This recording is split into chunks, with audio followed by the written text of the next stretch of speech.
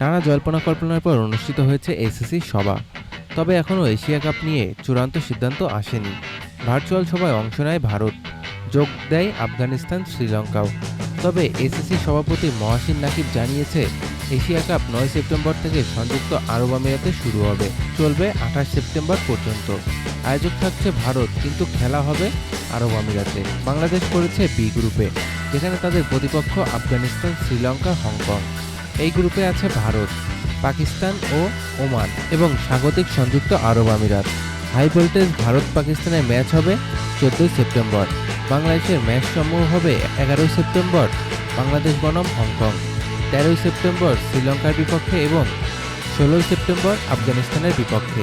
Group পর্বের শেষে ২০ September হবে সুপার ৪ আর ২৮ সেপ্টেম্বর হবে ফাইনাল। ত্রিদেশীয় সিরিজে দুর্দান্ত শুরু করেছে বাংলাদেশ অনূর্ধ্ব-১৯ দল। দক্ষিণ আফ্রিকাকে মাত্র ১ উইকেটে হারিয়েছে আজিজুল হাকিম তামিমের নেতৃত্বাধীন জুনিয়র টাইগাররা। তবে শুরুটা সহজ ছিল না, মাত্র ১২৮ রানে অল আউট হয় প্রোটিয়াররা। জবাবে ব্যাট হাতে ৫৯ রানে ৬ উইকেট হারায় বাংলাদেশ। তবে সামিউদ্দিন বাশারের ৩৯ বলে ৪৫ রানের ইনিংসে আসে জয়। ২০৫ রান করে অস্ট্রেলিয়ার কাছে হেরে গেছে ওয়েস্ট ইন্ডিজ।